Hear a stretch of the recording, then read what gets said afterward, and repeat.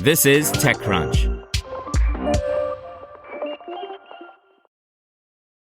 Apple finally fixed Siri, so why does it feel so anticlimactic? I'm Imran Sheikh, and here's your Daily Crunch for Tuesday with 3 big tech headlines and a little bit of startup business news.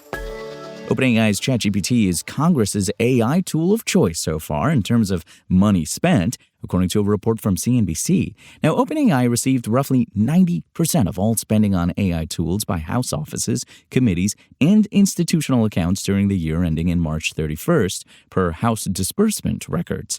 CNBC found that Congress spent around $100,580 across 798 transactions on ChatGPT, out of at least $113,740 in total AI spending. Anthropic's Claude trailed in second place at $13,160 across a measly 37 transactions.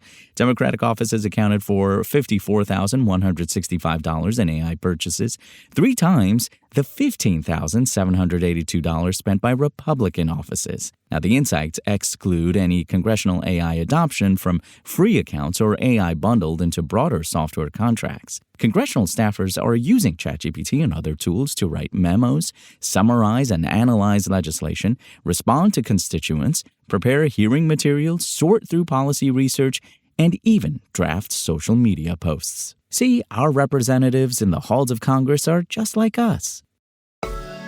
Several popular Samsung Smart TV apps contain code that share the owner's internet connection with strangers, potentially putting millions of Samsung Smart TVs at risk of hijacking, according to new security research published on Monday. Now, some of these apps claim to have been installed on hundreds of millions of smart TVs in people's homes, per the app developers. At least one of the smart TV apps was a simple Pac-Man game that Samsung had endorsed and prominently featured in its Editor's Choice section on customers' TV screens. Now, these apps contain software that funnels outsiders' web traffic through ordinary home and office internet connections, known as residential proxy networks, or res proxies, which are increasingly being linked to cybercrime. You see, when opened, apps with res proxy code can turn the smart TV into an always-on tunnel for outsiders to funnel their web traffic through, known as an exit node, even when the app is no longer open. The security research by Norwegian cybersecurity company Mnemonic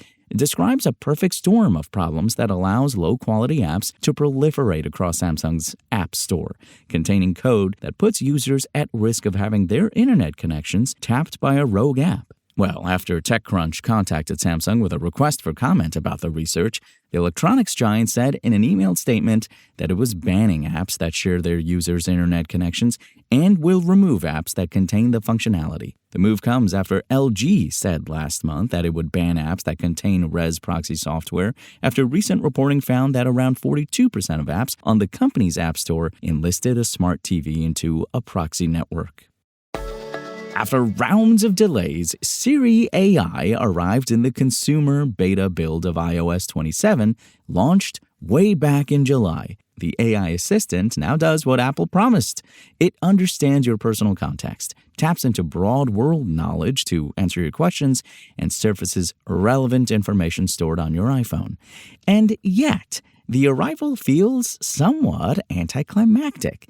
You see, Apple finally has a functional, actually a fairly impressive, AI assistant, but it's arrived past the time where such a launch feels novel and exciting. I mean, if anything, the AI race has surged ahead in the months and years Apple has dawdled on AI. Today, AI tools are coding and building software, AI agents are completing multi-step tasks, and AI is working alongside you, using your computer, reasoning, thinking, remembering, creating media, and more. Being a functional chatbot or AI helper isn't the breakthrough that it once would have been. That's not to say Apple's Siri AI isn't valuable or useful.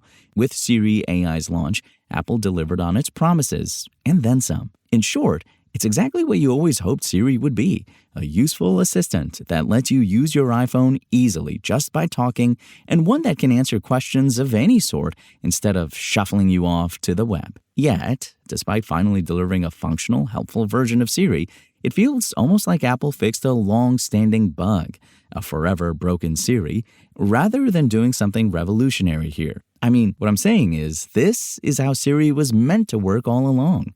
The only marvel is that, after so many years of failing to perform tasks correctly, it actually works. The general public who don't run beta builds on their devices will gain access to the new Siri when Apple officially releases iOS 27, which is expected to be in September.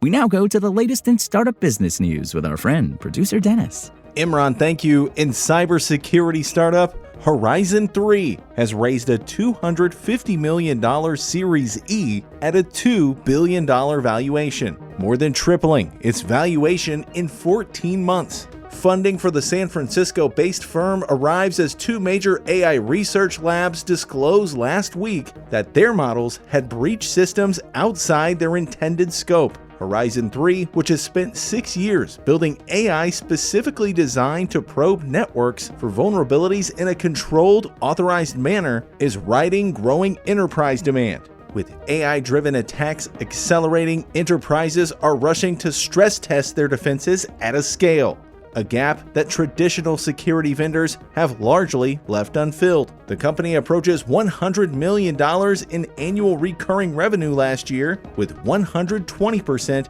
year-over-year growth, and expects to accelerate growth this year. And folks, that's your Daily Crunch. Today's stories were reported by Rebecca Bilan, Zach Whitaker, Sarah Perez, and more awesome TechCrunch journalists. We'll see you here tomorrow, same tech time, same Crunch channel. And until then, find us at TechCrunch.com.